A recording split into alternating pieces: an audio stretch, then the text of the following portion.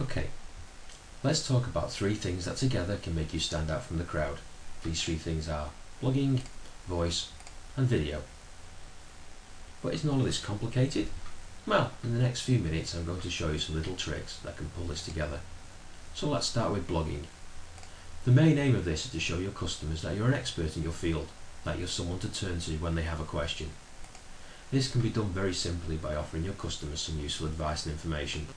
Let's say you're a florist, then your blog post could talk about the latest trends in wedding flowers, or how to choose flowers on a budget, for example. If you're stuck for ideas, then think about the conversations you've had today with people who've contacted you offline. So what did they ask for? What did you tell them? Now write it down. And blogs are fantastic for being able to start a conversation.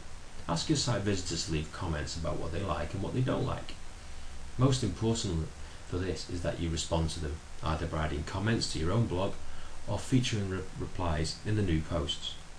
Either way is fine, but the important thing is you engage with your site visitors. So by doing this you become trusted. I've read a statistic recently that says 90% of brides are researching their wedding on the internet. So giving them useful information really starts to put you into the trusted advisor role. And if they like what they hear, you're much closer to converting them into real customers. So this is all well and good, but is there a downside?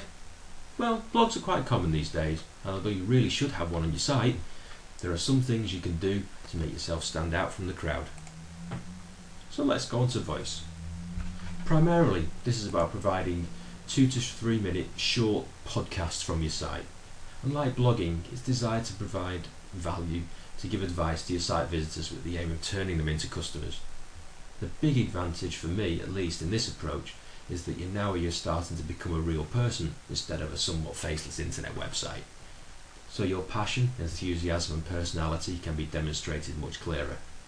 Remember that most of the message comes across not in what we say, but in the way that we say it. So you continue in the conversation with your site visitors now and letting them hear the unique ways in which you can style a wedding, capture them on film or whatever it might be. But you can also start to use this as a way to capture email addresses for site visitors.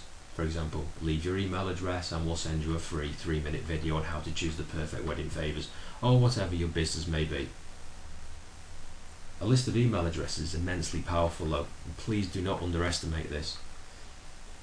If you use it correctly, it can bring in much future business, even after a couple's wedding, or even if they go somewhere else at this time. So it's very, very important that you remember that. Okay. Video. So I can probably imagine a few people now saying, "Ooh, video, is that me on film?" Well, there's no need to worry really. What I'm talking about again is short 3-minute videos on your blog that really let couples see what you are about. You really are becoming a real person now, so this is probably the closest you can get without physically meeting your customers. So what does video on your blog provide? Well, there aren't many wedding suppliers using video on their sites or blogs right now in this way.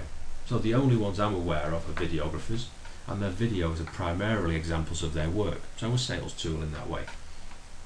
So you can approach putting video on your site in 2 ways.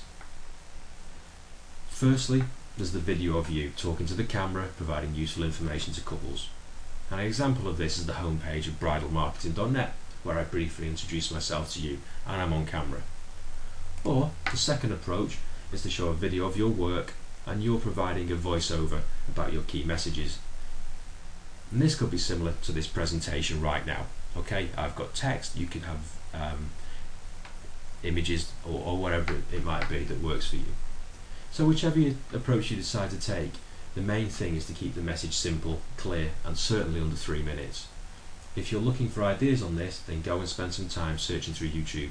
There are many good examples of what works and what doesn't, and you never know, you may just end up starring in the next viral video sensation. So briefly, what else?